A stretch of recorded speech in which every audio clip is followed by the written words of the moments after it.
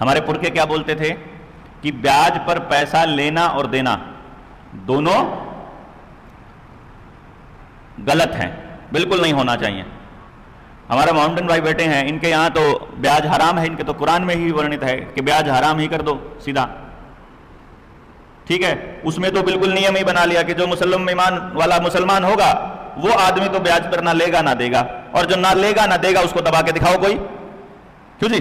जो कर्जे में नहीं है वो तो गर्दन उठा के चल सकता है ना, वो तो बोल देगा तेरा देना कुछ, किसी का देना थोड़ी है, वो तो 2 मिनट लगाएगा ऐसा कहने में। लेकिन जिसने देना है उससे तो लेने वाले सड़क पे बाहर ही मिलेंगे, 24 घंटे खतरा रहेगा, बैंक वालों का फोन आ जाएगा, रिकवरी वाले आ जाएंगे, ये आ जाएंगे, वो आ जाएंगे, जीना मुश्किल हुआ रहेगा। और ये ब्याज का जो चक्र है ये ऐसा है, इसमें जो फंस गया सो फंस गया। दूसरा, हमारे बुजुर्गों ने सिनेमा को रिजेक्ट किया। हम लोग बहुत बुरा मानते थे ना, मतलब फिल्में देखने जाते थे तो उसको बुरा कहा जाता था पूरे गांव के अंदर।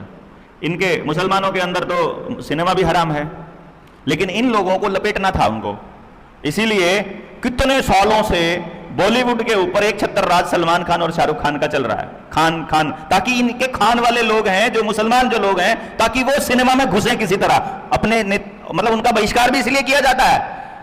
जो अपने आप को, ये कुछ संगठन है हमारे देश के अंदर जिनका काम क्या है, जिनका काम ही हिंदू मुसलमान की लड़ाई बजाना है, वो लोग जानबूझ के शाहरुख खान की, सलमान खान की मूवी का बायकॉट करते हैं ताकि मुसलमान लोग उनके खिलाफत में आकर के उसकी मूवी को देखें जानबूझ के, ताकि सिनेमा में घुसे वो लोग, अपने कुरान की अवहेलना करके घुसें।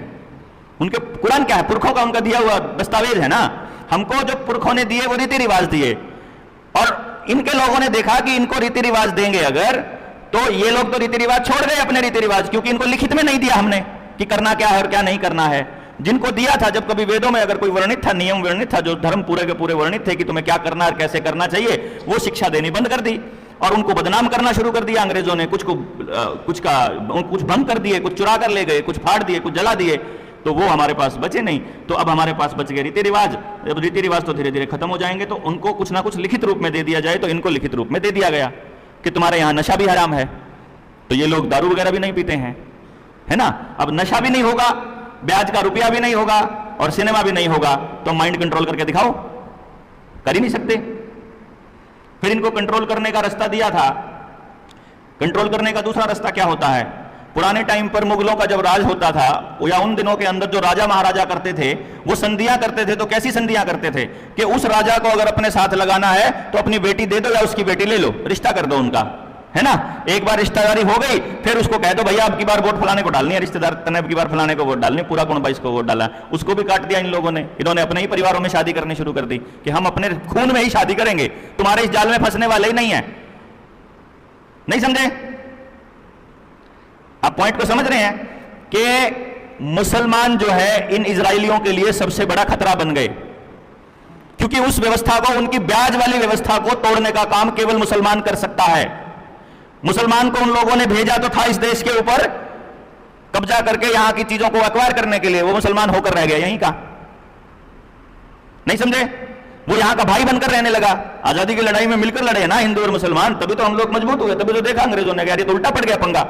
इनको भेजा तो था दूसरा काम करने के लिए, तो दूसरा लग गए, ऊपर से ये तो इतने कट्टर्स लग गए। तो अब इनको तोड़ने का एक ही रास्ता है कि इनको बदनाम कर दिया जाए उतनी बुरी तरीके से।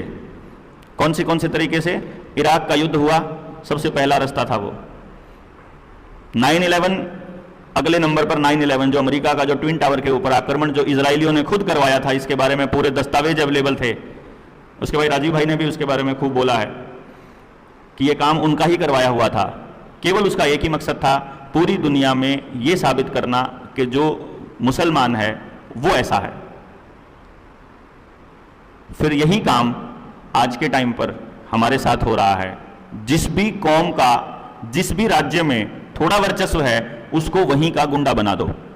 जैसे गुजरात में पटेल, राजस्थान में राजपूत हैं, राजस्थान में राजपूतों के ऐसे आंदोलन करवाए जाएंगे कि उनको गुंडा बना दो। उन्हीं की एक सेना बना दी जाएगी, उनकी एक सेना, जैसे इधर से बजरंग के नाम पर बना दे जाएंगे, जैसे हिंदुओं के नाम पर बना देंगे, उधर राजपूतों के नाम पर सेना बनाकर उससे ऐसे काम करवा दिए जाएंगे कि लोगों के अंदर ये जाए कि ये तो गुंडे हैं। हरियाणा में जाटों किससे करवा दिया यही काम, उत्तर प्रदेश में आओगे यादवों से और मुसलमान से करवा देंगे। और जो ये काम कर रहे हैं, जो दंगे कर रहे हैं, ये कौन लोग है मालूम है? ये दंगे कर रहे लोग गरीब का बच्चा है, जिसको बेचारे को रोज शाम की दिहाड़ी और दारू के नाम पर ही पूरे दिन में दंगे करवा दिए जाते हैं। ये ना हिंदू है, ना मुसलमान है, ना राजपूत है, ना जाट, इसका कोई धर्म कोई जात नहीं है, ये गरीब है, इसकी एक ही जात है, ये गरीब है। जितने भी दंगा करने वाले लोग हैं, जितने भी लोग ये इस काम में लिप्त पाए जाते हैं, उनकी एक ही जात है, गरीबी। उसको गरीबी के जाल में फंसा करके उससे जो मर्जी करवा के उसकी पूरी कौम को, पूरी जात को बदनाम करना, क्योंकि उससे आप टूटते हैं। जो बात मैंने आपको शुरू में कही थी, यदि आप जुड़ते हैं तो सरकारों के लिए खतरा है, यदि आप टूटते हैं तो आपके लिए सरकार खतरा है। तो बचपन से लेकर के और मरने तक आपके सारी जीवन शैली को सरकार ने कंट्रोल करना शुरू कर दिया। आपका बच्चा सरकारी स्कूल में पढ़ेगा कि प्राइवेट में, ये आप तय नहीं करते हो।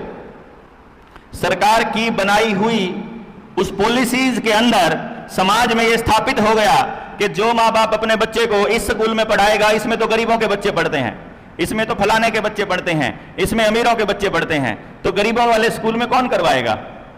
तो सब वहां दौड़ेंगे जहां अमीरों के बच्चे पढ़ते हैं।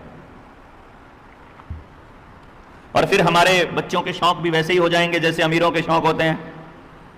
और अमीरों के तो शौक उनके परिवार तोड़ने पर लेकर जाते हैं, आत्महत्या पर लेकर जाते हैं, वो तो उनको मतलब डिप्रेशन में, कैंसर में, फिर तो इस तरह की बीमारियों पर लेकर जाते हैं। तो इसीलिए हम धीरे धीरे हम अपने घरों में भी ये सारी चीजें ले आए। हमने अपनी जमीनें छोड़ दी।